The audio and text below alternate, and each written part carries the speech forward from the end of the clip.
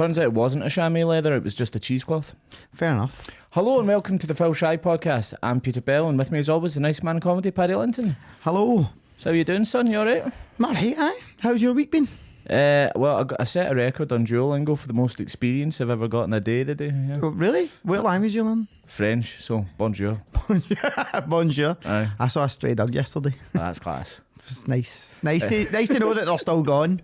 They're still out there doing it. Aye, it's mostly, you don't expect First that one in I've Britain. seen in like 20 years, I think. Well, there was a stray dog in my scheme, and my dad took it in. He was called Dodgy because he just kept dodging traffic. Oh, class. Aye. Mate, there used to always be scheme ducks. Aye. Like, I miss the scheme ducks. Most of them you wouldn't approach, really. Aye, just free range mental mongrels. Aye, the scheme cat was a lot safer. And I'll see. Did you have a scheme cat? Well, it belonged to somebody, but it would just wander about.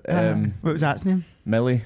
Me Millie, the scheme cat. Aye. Shout out Millie. I mean, it's definitely dead by now. But After you get your hands on it, fucking Lenny. So, see the thing with drill like all this. I know this isn't related to football, but it pure the way it treats you if you don't log on instantly in the morning. Genuinely, it's like emotional blackmail. Aye, it's like jealous girlfriend. Aye, Where have you it's like been? you're going out with an emo kid. Or sometimes it would just be passive aggressive as well. Like, you should do French today or not, whatever. I'm like, I'm fucking single. I'm not supposed to have to put up with this, man. It will surprise viewers to know I'm single when it made this sartorial choice, which is what Pep Guardiola would wear if he was managing Motherwell. The Steelmen. That was a loose link back into football because That's right. That's what we're here to talk about. it's a football podcast. So football news. Big one is that the Premier League have voted in favour of developing plans to introduce a spending cap. We do want to make this clear. This is not introducing a spending cap. They voted to get people to do research into creating a plan that they'll then vote on. Yeah. So 16 teams voted in favour of it. 3 didn't, and 1 abstained. Do you know who the teams are? Who didn't? Who voted abstained? against it? Who voted against it and who abstained? No, I don't know much about it. I just seen the Two of them are quite obvious who would vote against it. City, Or one of them, yeah. Newcastle. No. What? They were in favour. Chelsea. They abstained. Oh fuck! Of course they did. That's worse. Aye. Like, pick a side, you pricks. The other one was Man United Aye. and Aston Villa. Aston Villa. It was a bit out there. Aston Villa. They're kind of loaded these days. Yeah, aren't they? I think they've got like super rich Chinese owners. So Speaking of Man U, did you see that Sir Jim said that the whole squad's for sale? I'm not surprised. It's amazing. The only But like, they're not going to get any value because No. everybody knows how desperate they are. No. They're probably lucky if they get 30 million for Rashford. the only players I'd imagine they definitely won't sell would be Garnacho, Hoyland. I can't see them getting rid of Fernandes Nah. and Kobe Mainoo. Aye. Because they actually could be like useful to them in the The future. rest of them can get to fuck. So basically, one of the suggested ideas that they might be looking into is the most a club can spend. So it won't be tied to the club.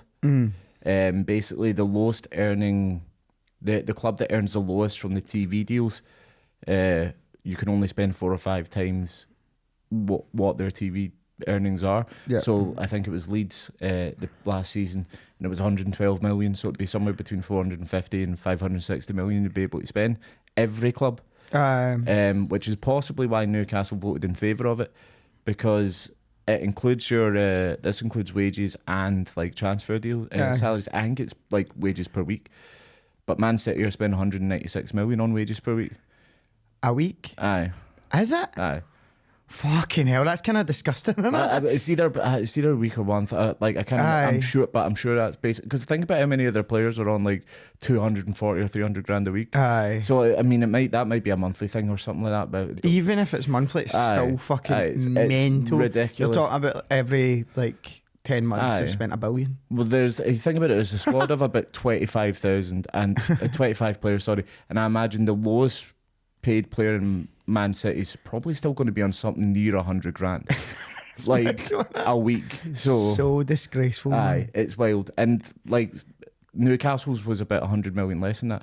So in theory, they'll have £100 million more they can spend on bringing people in. As a supporter, I think it'd be good if you could work out, or if you knew what your club had to spend, because then you could go, right, we've got 80 million to spend, are we going to get this person for 80 million or these two for 40 million each? Do you know what I mean? It'll make it a bit more transparent for the fans. Well, that's the thing. What this does is basically put the same cap on everyone, so it kind of does stop the big clubs from being able to run away and do whatever they like. But it also means that clubs that have just come up, like Nottingham Forest, can spend as much as clubs with super rich owners, which the whole point in introducing this thing was to stop clubs going under. And to stop them going bust. That's the whole point in these financial security rules that have come into place. But this isn't going to do that. One of my mates, Scott, he's adamant that like a big club's going to go under in the next 2 or 3 years. Well, like a massive club is going to just go under. Chelsea could go under the stadium. Well, that's the thing. Like, people say, "Oh, it'll never happen to a Premier League club." Portsmouth, Bolton, Sunderland. It does happen to Premier League clubs. And if you're sitting there going, "Well, they're not Premier League clubs," they fucking were. They were when we were wee, right? And then this happened. They were run terribly financially, and they all went under. So I mean, it's good in theory because it stops. It means people can catch up with those above them. It's very good for Newcastle. Yeah. Because they'll be able to spend that regardless of what their turnover is or whatever their earnings are. So they can go out and spend the same amount of money every year, basically. And just max it. The Saudi owners are going to fucking do that. Like they don't give a damn. But again, they don't give a damn. Well, yeah, that's what I said. I don't give a fuck. Like, why did you say damn? I don't know. All right. Don't know. Your Jehovah's roots coming out. Well, I don't even know if we'd be allowed to say damn in that faith, yeah. Unless you were damning someone. Damn you. They don't believe in hell. Again, not the subject. No. What? Because it's not technically in the Bible. That's not really what this podcast is about. My ADD's ripping the day. I'm just thinking about straight up. If you're interested in that, come up and talk to me and I'll tell you all about it. Right? It's a bit different from the European one, which will be tied to turnover. It is 90% right now. It's going to go down to 70% of their revenue. So Barcelona going to be ecstatic about that. Who runs the European one? Is it UEFA? UEFA, aye. So they're basically all under the same ruling, I think, and obviously we just like to be different. Brexit, innit? Yeah, exactly. So, do you think it's a good idea, or do you think it's? I think this is more about trying to get more fairness and competition into the league rather than protecting clubs, which isn't what it's there to do. Yeah. I don't know. Like, I think regardless, the richest teams will just get away with murder anyway. Yeah, you can do whatever you want. Like, Man City are still evading charges. Heard on TalkSport it might be 2030 before they have to like answer to any of these charges. Well, because they're the like legal red tape they're wrapping everybody up in. At least Liverpool and Arsenal might get some titles in 2030. Then that'd be a lovely thing for us. Wee bonus. I mean, like the owner did say he'd rather just pay the fines and or pay lawyers to get out of it than and do whatever he wants. So I think that's what will always happen regardless. Like, I think no matter how many shackles you put on these cunts, they'll find a way. They've got unlimited money. They've got money cheating. Basically, yeah. Like, so, like, most of them don't even have to declare their wealth. So, like, fuck knows how much money they've got. It's probably an element of just being seen to try and do something rather than actually believing it will work. But anyway, on more positive news, Leicester are back. Yes, and Leicester. And promoted. They're promoted, they're champions, thanks to Ipswich and Leeds fucking up recently. Or damming up, if that makes sense. Damming it. They dammed up. Vardy's back, and the good news is he hasn't changed at all. I know. So there's a video of them celebrating the changing room, and it's just a couple of guys dancing, and he turns to one of his teammates. I want to get this quote right. You've done fuck all season. Get up and dance. He's a legend, man. Chat shit, get banged. Yeah, I mean, he would have been an excellent club rep in Ibiza, you know, the guy outside trying to get you in, man. Definitely. And there was obviously a thing where he said that he was considering quitting football to go and do that. This wasn't when he was a non-league footballer, by the way. He was in the Championship with Leicester City at that point. Did you see the goal he scored, like the sort of winning goal to get them promoted? Oh man, the ball like just sort of breaks, like it's an empty net, and he runs up and absolutely mullers it as hard as he can into the roof and in it. Like he nearly missed. It's just the most Jamie Vardy thing you can imagine him doing. Yeah. I mean, it's hard to pick. My favourite one from when he was howling at the Wolves fans, or when he did the Kasper Schmeichel hugged another Danish player, and he goes, "Oh, Danish friends!" When he did the eagle celebration for the Crystal Palace fans. Yeah, he's such a when he snapped the corner flag at Sheffield United. Yeah, because he was a Wednesday fan, wasn't he, growing up? Yeah, and it had a pride flag on it, so everybody was like, "That's homophobic." That's like, I don't think he's seen the flag on it. I think he just wanted to destroy something, because he seems like a bit of a vandal. I don't think he was intelligent enough to even recognise that as what that was. I think he was just booting it. He was defo the boy in your class that used to just smash bottles all the time. He would see a bottle for like 40 yards. Just in a corner ripping a rubber apart while everyone else is doing work. Just vandalising shit. Fair play to him. Hopefully he gets at least one more season in the Premier League. I think he'll 37 or something. I think he'll stay. He'll play a couple of games next season. Whether he'll start for them, I'm not sure, but he'll definitely come back to the Premier League. Legend. Who's going to go up with them is the interesting question. So Ipswich currently second. A point from the final game will see them automatic promotion, and then Leeds are just below them. If Ipswich do get promoted, that'll be back-to-back promotions. They were in League One last year. Were they? Yeah. And remember they were in the Premier League when I first started. Yeah. Years ago. No, that he was a Leicester player. I almost said Muzzy. Is it? I can't even remember who they're. Yeah. But was it Portman Road they were playing at that point in time? I don't know. Is that no? I don't know, mate. I've got something like idea, that. But I'd rather Leeds came up. To be honest. Well, I quite like the idea of a team doing back-to-back promotions, although they will just get absolutely destroyed. It's Kieran McKenna, the former United coach, one of the coaches at Man United that's there now, and he's done an amazing job just to go in and get them promoted, potentially get them promoted again. Leeds, they're in bad form right now, kind of. Well, for them anyway. They're on something like 90 points, so they're like 6 clear of the team in 4th, and then like 17 clear of the team in 5th. Aye. But when it comes to playoffs, it's always the team in form. It's always the team in form, which is Norwich, basically, because they've not been beaten the last 5 games. Leeds will be raging if they been 17 points clear of the team. I'd like to see a stat on like how often the team that's finished 3rd has actually been promoted. It's almost never. Is that? Yeah, because usually they've hit a bit of bad form, and that's why they've dropped out the top 2. Southampton are in there. Hull have a brief chance, but Southampton would be alright. Yeah. Who else? West Brom. Clubs, man. West Brom are in with a chance. Oh fuck! They'll just come up and then go back down, and then come back up, and then go back down. You would say the same with Norwich, to be fair. So who would you like to see come up out of those? Southampton and Leeds. Southampton and Leeds. Just the bigger clubs. Yeah. They probably would stand the best chance of making a fist of it. But Southampton were dreadful for the past few years when they were in the Premier League. So who knows? Because they kept selling all the best players to Liverpool. Yeah, that is true. But think about some of the managers they had for a period, though. They had Ronald Koeman, who is current Netherlands manager. Pochettino. Nigel Adkins maybe less so, but I'm sure Claude Puel has managed some massive clubs as well, and he was there. Like they've no exactly had shanners. They've had a pretty good time of it back in the day. And also they've got Che Adams up front. Here we go. Yeah, just from a Scotland perspective, we want him back in the Premier League. What else happened? Oh yeah, so Arsenal's win at the weekend. I wanted to bring that up as soon as I possibly could. Was Mikel Arteta's 100th Premier League win as a manager. He achieved it in just 169 games, making him the 5th fastest manager to 100 wins in Premier League history. He's 7 games slower than Sir Alex Ferguson and 10 quicker than Arsene Wenger.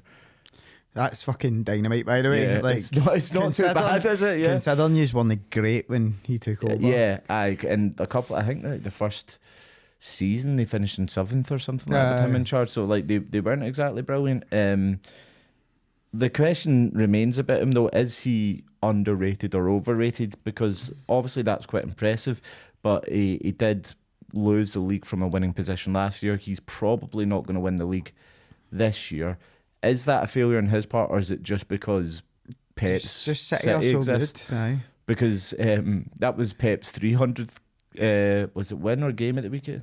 300th Premier League game, and he has a win percentage over his full career of 74%. I wouldn't say he's either overrated or underrated. I think he's just well rated. I think some people. Do you know what I mean? I wouldn't say overrated. Definitely say he was underrated. I've got a friend that supports Arsenal that absolutely hates him, and I can't understand why. I understand why. No, he hates him from a footballing perspective. Oh really? I don't get that. No, I just hate him because he's a bell end.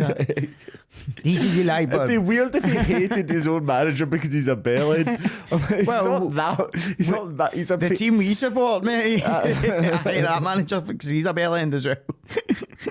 Yeah, but he's got previous. That's part of the problem. I'm going to throw some managers at you, and we can decide whether they're overrated or underrated. So we're saying that Arteta, he's just fine. He's perfectly rated by most people. Klopp. The reason I probably overrated. The reason I ask is it's tricky with him because, like we said, it's Pep that's been here with Man City this entire time. So is it fair to judge him against that? But he does just have the one Premier League. Premier League, and it was COVID era. Aye, and he has won every tournament, but he has won every tournament once. Oh no, he's got the League Cup twice now. Aye. The best one, obviously. It's hard to say that he's underrated because everybody fucking goes mental for him. I'd say he's overrated by Liverpool fans and then normally rated by everybody else. Aye. I think that's fair on him. Antonio Conte. I'd say underrated, man. Really?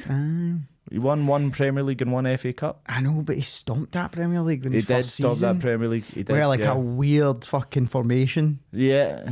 He won the Premier League with Victor Moses and Marcos Alonso as his fullbacks. I'd say that's underrated. But I suppose maybe the game. He had a weird setup, remember, as well, where it was like pretty much 3-3-3 and then like fucking one just moving about. It was nuts.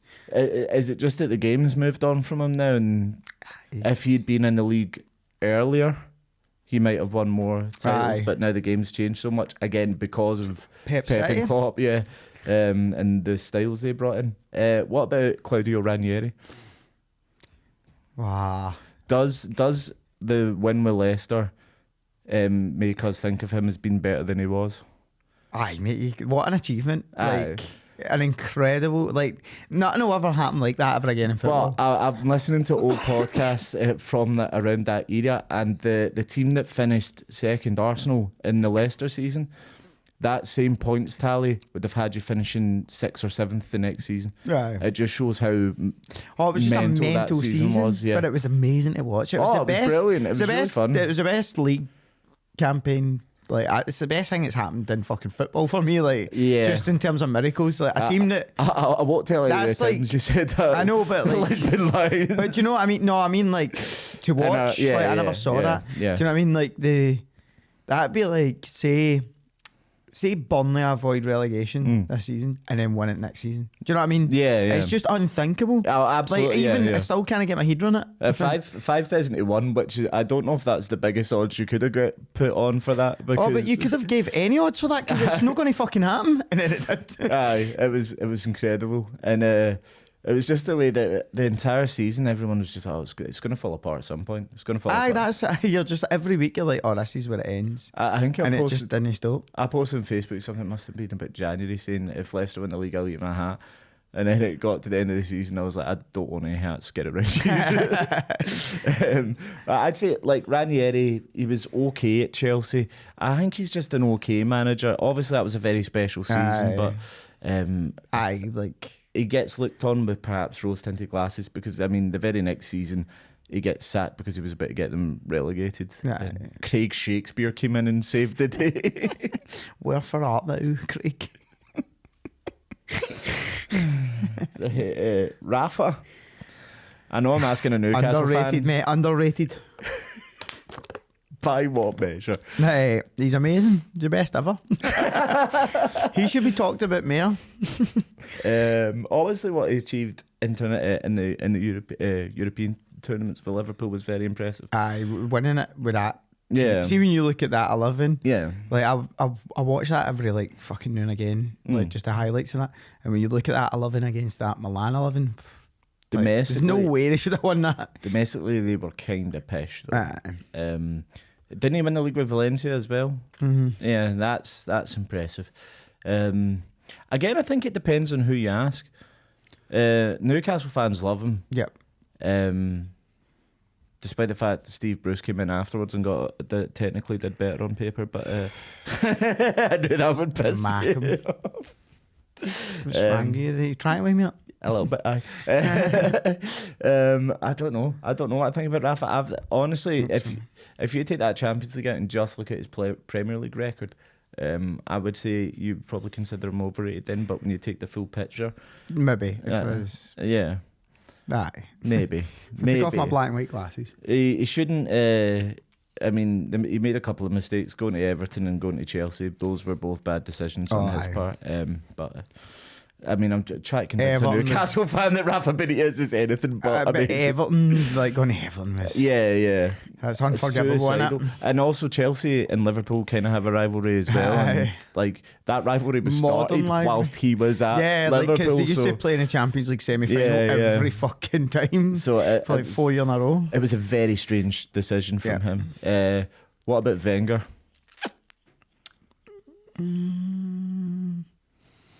Many league titles? 3. 7 FA Cups. Can't remember what other stuff. 3 out of how many seasons? Oh, fuck knows, man. Like 20. Aye. But again, we were talking about Pep. Would you not say he had to compete against Alex Ferguson, Jose Mourinho, Carlo Ancelotti? Aye. I don't know, mate. You decide. It's tricky for me, like, because I think almost what was more impressive than obviously not the Invincibles, but the fact they got teams with Emmanuel Frimpong, Danielson, Marouane Chamakh consistently into the Champions League was almost as impressive as any trophy he ever won. Like, that is just insane. Some of the teams he managed to get into the Champions League. Fucking Eduardo. Hey, Eduardo before he got his leg broke was a very good player. I know, but that completely derailed that season. I think when you look at him overall, because of how he completely changed football in England, he can't be overrated. Practically built modern Arsenal, didn't he? Yeah, like he completely changed the Premier League. Stadium with it. Do you know what I mean? Aye. Still be playing at Highbury. I'd say he's big cloak, perfectly normally rated, apart from by either Tottenham or Chelsea fans who both seem to think he was nowhere near as good as he actually was. There are certain Arsenal fans that definitely overrate him. Right, last but not least, Big Sam. Underrated, man. Big Sam's the best. So it depends, like, we're old enough to remember his Bolton team. Aye, so JJ Okocha, Kevin Davies. If you're too young to remember that, you probably underrate him. Michel Salgado, for fuck's sake. Didn't he have Fierro and Rockenbach, or was that Leeds? I can't remember. Michel Salgado, like he was a right back, but he never ever went into his own half. He spent the whole time just like beyond the winger. Thing is, Steve McManus is like the first 2 words he learned in Spanish were off Michel Salgado, and they were "cover me." He's just bombing, man. He's gone. A legend. I think if you're too young to remember his Bolton team, you probably think he's overrated, because all he's done is help some teams survive relegation. He's not even done that the last 2 jobs he was at. He did a shit job in Newcastle as well. That is very true. But like, some of his achievements, like he's managed some of the biggest clubs in like fucking and England, 100% record with England. Like in England, and like to do that while being built like a bag of gravy is some achievement in my opinion. Any man that drinks pints of wine is A-OK in my book. That's all. Does he drink pints of wine? Do you know, of course he fucking does. When the undercover thing that got him done, he was sat there with a pint of wine in front of him. You can just imagine him going like, "Oh, look at Bristol's own horn," you know? He's definitely said that. So some set of Bristols. A lovely tribute to boiled in his career to saying he's built that bag of gravy and he likes tits. He's managed so many games in the Premier League. I know. He's a legend. Oh, Big Sam, we salute you. Right, okay. Actually, on to the weekend's games now. We're going to start with well, the big one, my favourite one of the weekend. Yeah, Arsenal Tottenham. It was almost a scheme pumping, and we would have gotten away with it too if it wasn't for that meddling Raya.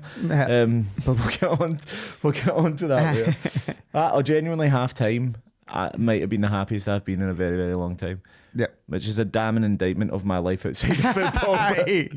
It's pathetic how much football impacts your mental health. Honestly, like, see, that game came too soon after the Old Firm. I can't even, like, with a 3-3 scoreline.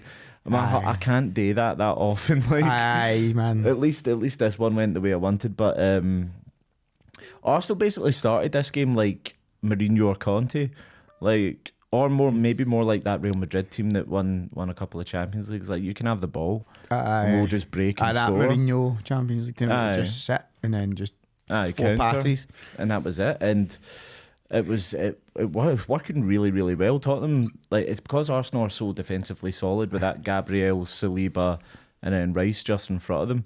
Like, Tottenham Havertz as well, mate. Havertz was phenomenal. I know. Like, he's been great in the last, like, 3 or 4 games. Decent again, just in time for the fucking Euros coming up, the bastard. No, it was like proper. Just play. You can have the ball, but we have a plan we're going to stick to, and it was working magically. And again, it shows the importance of set pieces. Like, obviously, they brought in a set piece coach this season.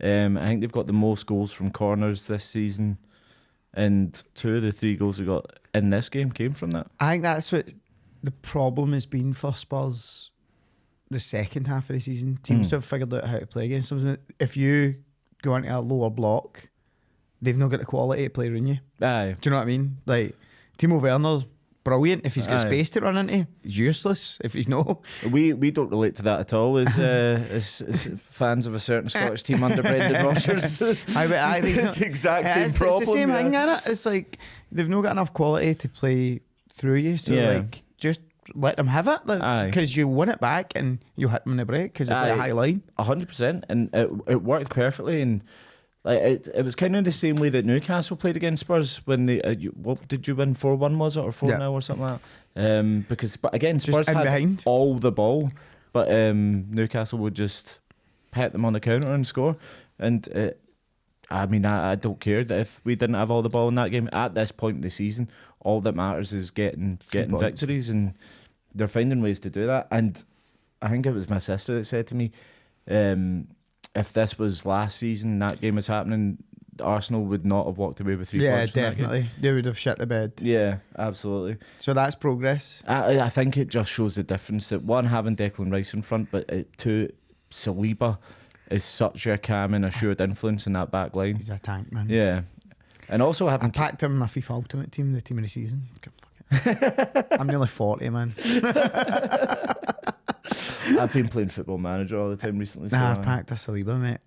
It's very good. He's so quick as well. Although, fucking Van Ven or Van de Ven, like, I think it was Martinelli that was running through, and you're just thinking, well, that's gone, mate. Nobody's catching him, and then he's rapid, by the way. I don't know how, like, because he's not a skinny guy. It'd be good if they did like a combine like the NFL, and they recorded the pace of players, because he must be one of the fastest players in the league. He's a centre back. I think he has the fastest sprint in the league this season. Nuts, man. It's mad, because like I say, he's not a skinny wee guy. He's got he's got muscle about him. But I suppose so sprinters are kind of big tanks, aren't they? Yeah, that is true. Tottenham's biggest goal threat came from Christian Romero, who's usually a threat in a different way. He's usually a threat that he's going to fucking sharpen his studs and take your fucking calf muscle off. He had a couple of chances, but again, most of them weren't too clear cut. But he was just everywhere in that game. Mate, did you see his heat map? He was like box to box for the second half. He was like, fuck it, he scored the fucking first goal. Yeah, we'll get on to that. We'll get on to that. You can't wait. Tottenham's penalty claim. What did you think? The first Kulusevski one. Aye. Nah, it's not a penalty. It was either. It's like a coming together. And you can't keep running for 3 steps and then fall over and then expect to get a penalty for it. He was falling for ages. Aye. No, like, I think there's a pure overuse of VAR. Yeah. Like, I know they never went to VAR for that, but like they were like, oh, this is going to go to the monitor and all that. And you're like, no, it's not. Like, two players are sprinting next to each other, their legs collide, one of them falls over. That happens all the time. Aye. And like apparently they've raised the bar of what contact needs to be made in order to get a penalty now.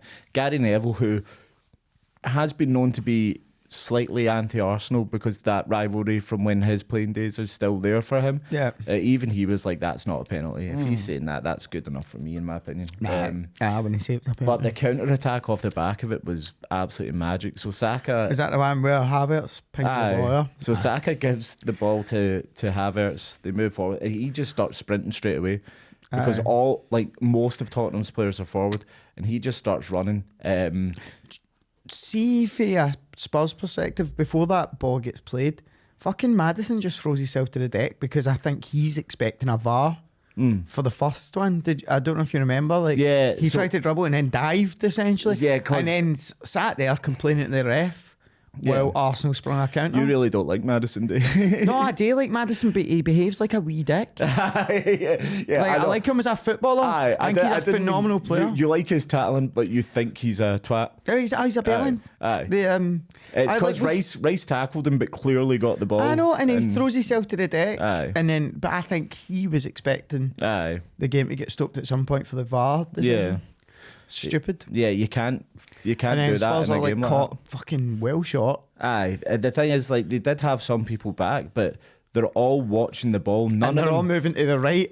Saka just goes all the way. So much space. None of them even are any idea where he is at all on the pitch. It's like where he always is. Who was playing left back for Spurs? Because Ben Davies, I think it was. And like.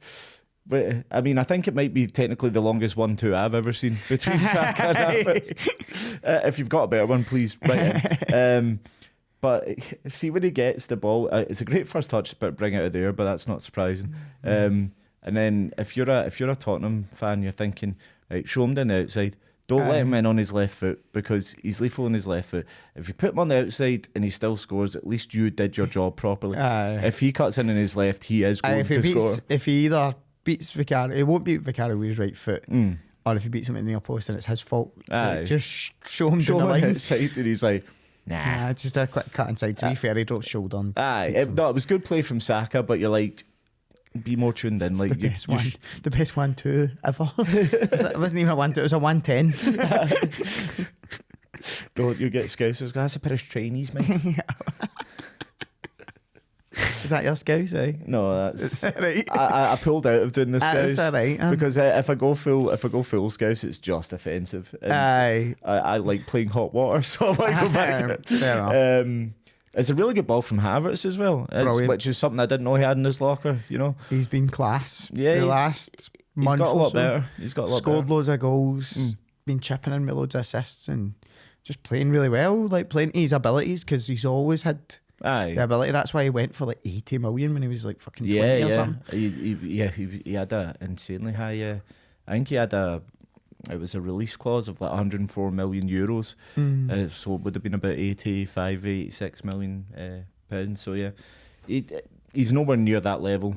Nah. But if he can, he's still only 24. If he can gradually keep improving, then that's only good news for Arsenal. You see Rice getting pelters when he was preparing to take a corner from Lou and Andy from Little Britain. When Arsenal play Spurs, I always kind of want Spurs to win because they're the underdog, and two, because I fucking hate Arteta now. And that was funny. We're going to have to stop this podcast if you say that again. That was funny. That was funny as fuck. Like, the guy just getting on pelters. Also, the guy had a fucking perm, so he should shut the fuck up. Genuinely, it looked like Lou and Andy from Little Britain. Like, he did, didn't he? I'll put a photo of them in here. The guy was rocking a beast perm and just giving him dogs abuse, and then he swings it in, goal. He turns out to celebrate. The guy's just walking up the stairs. He didn't even stay to take the shit out of him. He was just like, fuck this, because he knew there would be a camera on him as well, so he just walks. Saka was giving it to them as well because apparently they were singing at him, "You let your country down," because obviously he missed that penalty in Euro 2021. What a mild chant. You let your country down. But there it's right. So that was in Euro 2021. Last year, England National Team Player of the Year, Bukayo Saka. The year before that, England National Team Player of the Year, Bukayo Saka. So Maybe get over it by now, lads. You let your country down. Oh my God. Get a grip yourself. Aye, so he cupped his ears at them, naturally. Aye. Which is alright. Aye. Ross Barkley. That's an appropriate time to do it. Exactly. That's an appropriate time when you just scored. You got 2-0 up against your rivals. Yeah. A very good cross from Rice, but the defending again, like Havertz is basically unmarked. They didn't know what to do with Arsenal's set pieces, by the way, have been phenomenal this season. Yeah, they brought in that coach. Aye. It's made a mass, especially after they went away in January. Aye. I think they went away in January for warm weather training, and then they came back pure specialists. Yeah. Like the corner, they set up where they've got like 6 players at the back post. Spurs are doing zonal, and then they just flood to the front post. Yeah. Like, nobody knows what to do. It caused chaos for the OG, and then it caused more fucking chaos for them. Well, apparently that's all they did when they went over to Saudi. They basically just did set pieces for 2 weeks, and it seems to be paying off. that whole idea of just hanging about the back post and then running to the front.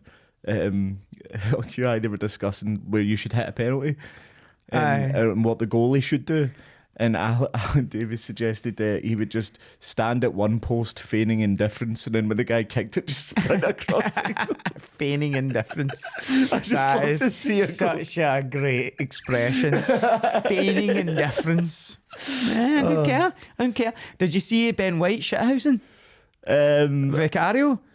No. For the, trying to undo his gloves. He did undo his glove. He took the Velcro off his glove. The guy was like, "Fuck off, mate." It's so funny, mate. When's this going to end? Like he kept pulling at his shirt and like pulling his sleeve up and then trying to like undo. It's going to end with a scanting. I guarantee you, somebody's got a scanty. I love that this guy, by his own admission, doesn't really like football. Refuses to go and play for England because he just doesn't. He's just not that into it. But as soon as he's on a pitch for Arsenal, he's like, I'm just going to be a wee dick." I mean, I love that. I thoroughly enjoyed him just like undoing his gloves, and he's like, "Fuck off, mate! If you're getting bullied." As much as I'm having a go at Spurs for not marking Havertz, to be fair, Kulusevski, who was marking Havertz, was expertly blocked by Ben Davies, his own player. So thanks for that. Mate, he didn't just get blocked. He looked like a crash test dummy. Like he pure folded on him. Like, oh fuck. That was magic. It's funny to laugh at Spurs in. I mean, it's one of my favourite things to do. Yeah. That was shite. What else do I say? So second half started off like kind of the same way. Spurs having the ball, Arsenal try to strike in the counter, and then fucking tell, man. Right, so Raya decides the game's a bit too easy. That's what it is. Aye. And he just gives the ball to Romero. So he was there. Gabriel's there. He sees Thomas Partey there, and he goes, "Right, okay, that's definitely the pass I want to play." And just gives it straight to Romero. Like for the amount of time and space that he had, there's no need for him to play it. No, like that. Like I think he was just trying to be clever. He just try to show off for his pals. I do want to be clear as well, though. I'm not saying Ramsdale wouldn't or hasn't made that kind of mistake before. But Raya does it quite a lot and often gets away with it because the team don't score for some reason. Mm-hmm. And I just don't see the value in. I think bringing in another goalkeeper, as good as Raya might have been, has done more damage than good, to be honest with you. I don't know, man. It's hard to say. I think on the whole, Raya's had a good season. He's been fine, but he's also done that. But yeah, maybe that's all right. Just. But like Romero's got no right to be there in the first place. So like, I know. Because he's just like, I'm fucking going through the middle. Because you can see him running up from the start when in the play that leads to Raya getting the ball, and he just kept going. Like, I wonder if that was an instruction or he just fucking lost his mind. I don't know. He's Christian Romero. And nobody tells him what to do. Yeah, exactly. I mean, I wouldn't be the one to try it, mate. That's all I'll say. Yeah, I don't want to have a go at Raya too much, but it could have been very costly, that, because see if he didn't do that and Spurs didn't get that goal, I don't think that game ends 3-2. I think it's probably 3-0 by the end, potentially even more to Arsenal. It would have been so much. But after that, it just changes the whole momentum of the game, especially in that stadium, because they've got a great atmosphere. They've got an atmosphere, But that's it. Well, you like your country down, okay? Imagine how loud that chant was getting. It wasn't even that. I watched the game and I didn't hear that. It's someone else that told me it happened. It was funny. Spurs penalty, they did get absolutely no doubt about it. And I don't know how Michael Oliver doesn't see it, because there's a photo of the kick happening. He's about 5 feet away, looking square at it. He punted him. Aye. Like, I don't blame Rice. He's unaware that he's coming in. He took a pure swing at the ball, missed it, and then just volleyed. It's just because he's came in and knocked the ball away. But he's coming in at such pace. You should probably be a bit more aware that someone might try and do that. But he's just trying to punt it away. I know, that's it. He's so close to it. Lifted him up in the air, like he lifted him off the ground. He's so close to that decision, and nobody's in his way. He's looking directly at it. Rice has just basically punted a man almost square in the balls, and he's like, could go either way. I feel like refs are hesitant to give penalties. They know they've got the backup there. I think they're like, if it's like a 50-50 decision, they're like, I'm going to let this go and see what they say. Aye.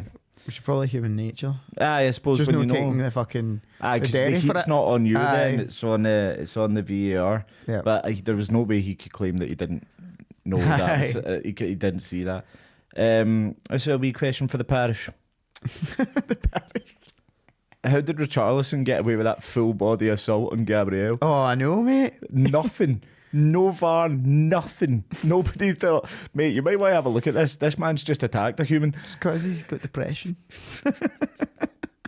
Leave him alone. He's had half time, mate. He's like, Christian Romero's had a really good game. He's not given away any red cards. He's not fouled anyone in the box. I'm going to have to do something about this. So he charges into Gabriel and then lies on the ground pretending he's injured and blames Gabriel. And they're like, I'll see you when we're next on Brazil. As if Richarlison's going to get in the next Brazil squad. Well, you might.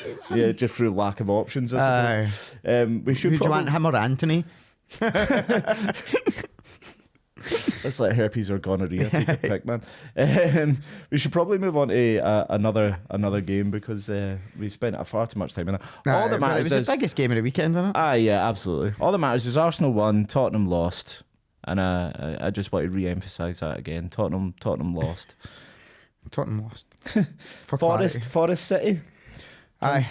Tricky Trees were almost tricky. Tricky Trees. They were decent. They just couldn't score. Aye. They just couldn't, just one thing, just couldn't beat City. I kind of want Forest to get relegated. They're enemies of football because they didn't get a result against City. That's what it is. Anyone that helps City win the league is an enemy of football. They had a good chance, man. They had a few good chances. Ola Aina, the fullback, was probably why they leave so many gaps at the back. Bombing forwards. I think he dribbled past a few people. It was a really good run, gets the cross in, and it was Nico Williams, I think, just scuffed the shot.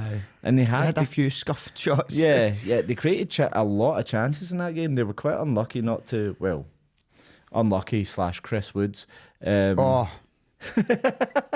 Honestly, he's been in good form for them as well this season. And when Newcastle first signed him, he was like one of the first signings when Newcastle got money. Ones, yeah. And I was like, it was all like pure, like, fucking, we're going to get Neymar, we're going to get Mbappe, we're going to get fucking Benzema. And it's like, no, we get Chris Wood, like, fucking who? And it's just like some rugby player from New Zealand. City's first signed Robinho. Exactly, do you know what I mean? Remember when they signed Robinho, everybody's like, holy shit. And we get Chris Wood. Guys, fuck it. To be fair, it suits them playing for Forest, they will.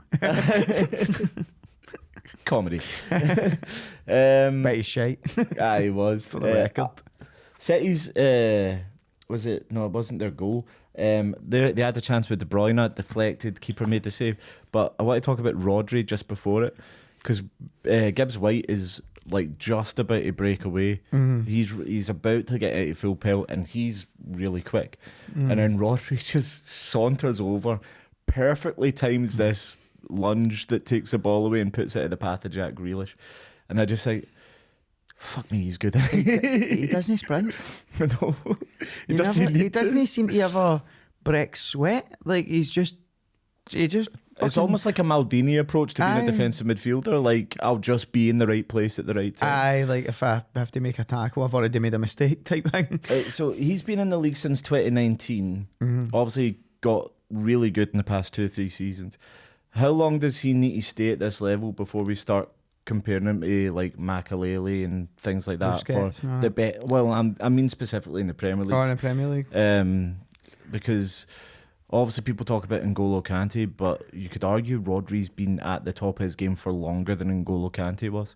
Aye, definitely. So is he up there with the best CDMs in Premier League history? Aye, considering like the Premier League was a bit behind in terms of like CDMs. Yeah, you know what that's I mean? true. Yeah, like the Premier League was always 2 centre mids, box to box. Yeah, like up until the fucking 2000s. Yeah, so do you know what I mean? Scholes and I was about to say Nicky Butt, but he left quite early. Scholes Keane, yeah, that was much more obvious. I know, I was going to say, why'd you Vieira Petit. Nicky Butt. I don't know, I must have still Newcastle in my head, that's what it is.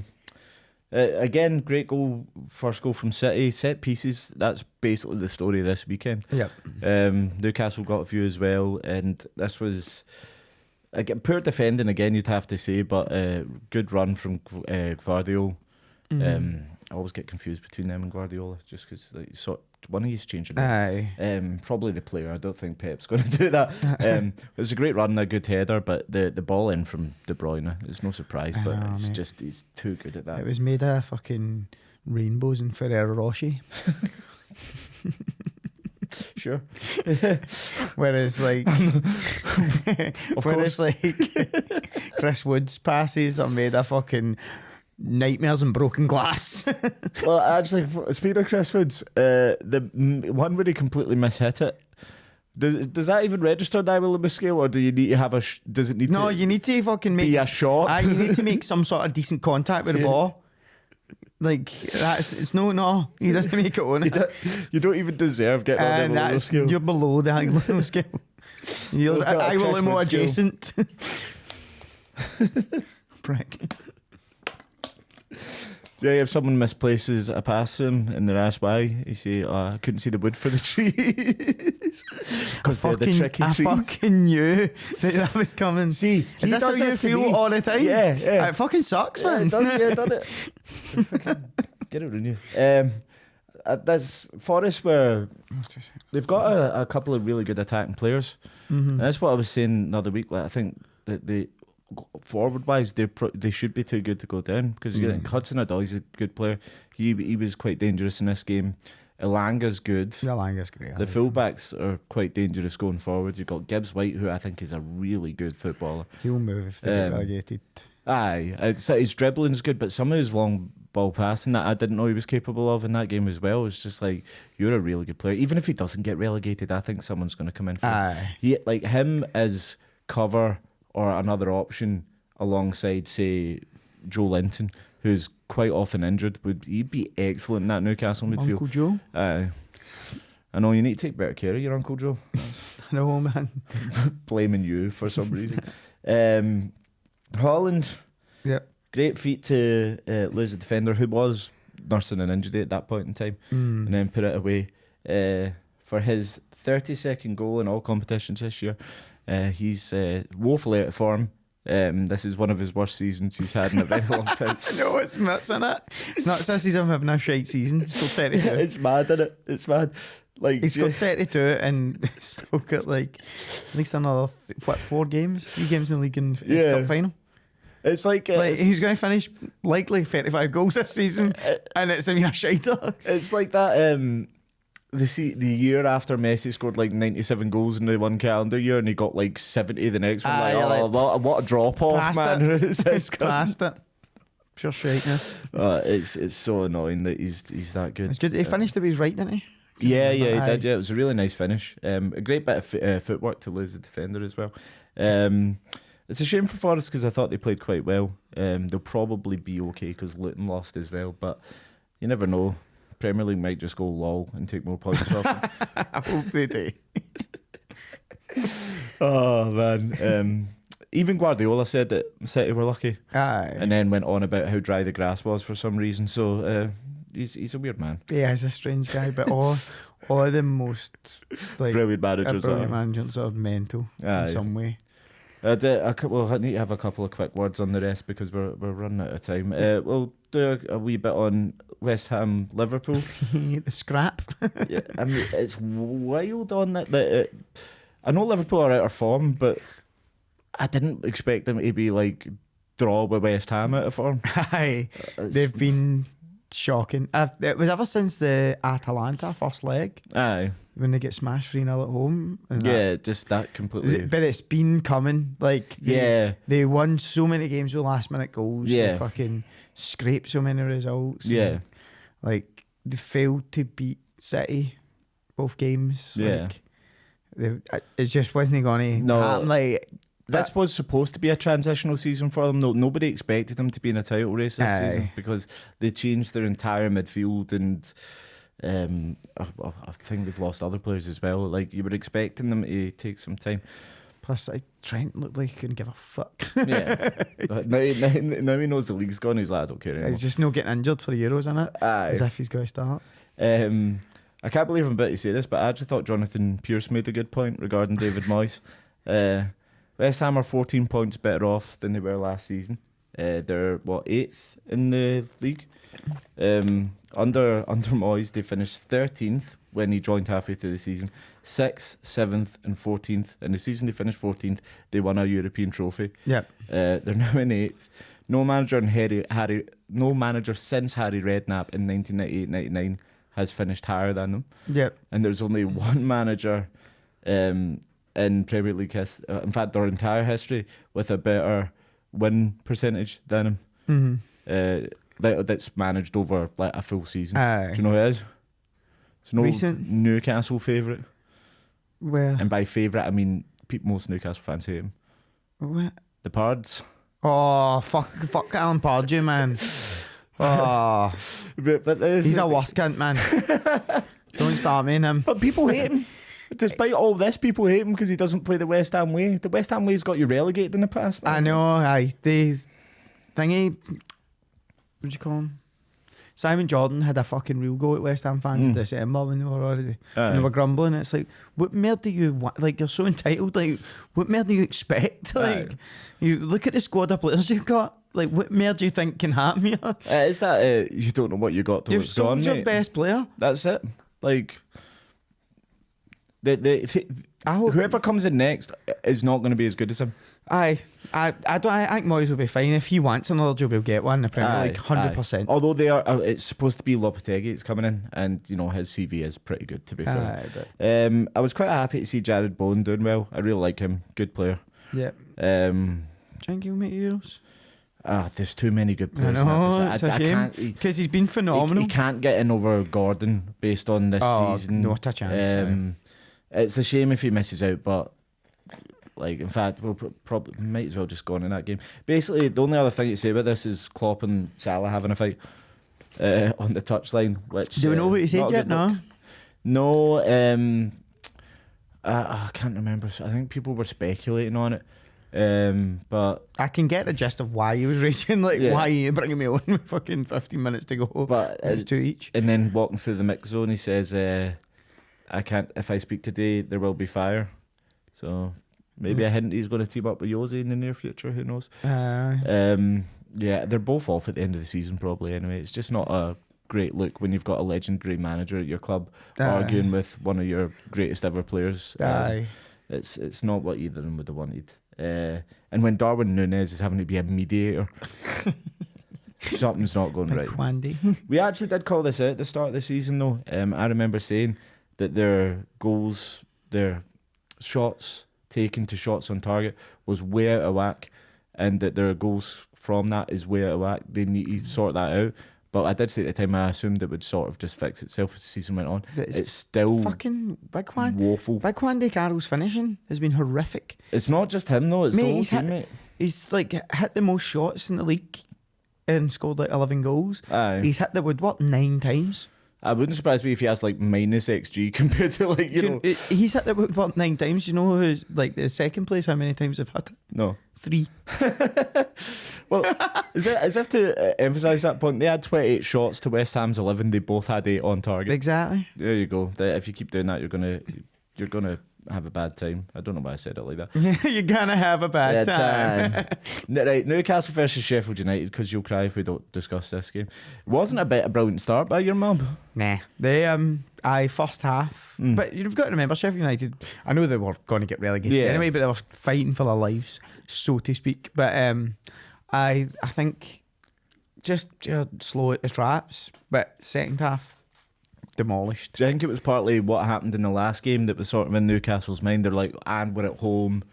We probably don't need to be switched on straight from the off. If we can beat them 8-0 away, this will be a piece should of be piss. 9-0 today. And Sheffield just came out and went for it. And Brereton Diaz almost got another wee goal until the man that you don't really like very much, Big Dan Burn, decided to slide in. Dan Burn had a great game, by the way. Yeah, see. But yeah, Isak was fucking phenomenal. Yeah, as always. Callum Wilson, he's brilliant. It's there was something in the match of the day package about him being like the second top scorer. He was third, unless he's. I think he went level with Beardsley. Yeah, because he's 46 goals or something he's got now, which is mental considering some of the strikers. Andy Cole, Les Ferdinand. Do not say Shola Amiobi again. Shola, we've already done this. I'm not going to. Amiobi, Shola Amiobi. To be fair, Shola Amiobi played like 226 games. Scored a bit. I thought that was mental. Aye. How can he be joint second? It was a great finish as well, but. In fact, we'll talk about that goal and then we can go back and talk about one another one. So Barnes is playing the build up to that.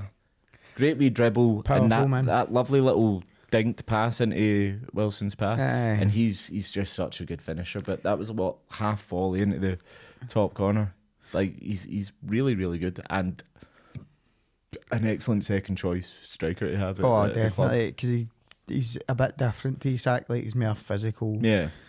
Better in the air, but Isak's a better striker. I think. Yeah, I mean the first goal, I think it was the first goal. Yeah, it was the example of that because he runs offside, defender relaxes, and then he just bends back onside. And it's a great ball from Jacob Murphy. Who knew he could do that? But the run and finish, absolutely brilliant. You can see why other clubs are looking very closely at Isak right now. Hopefully we finish 6th. I'd take that.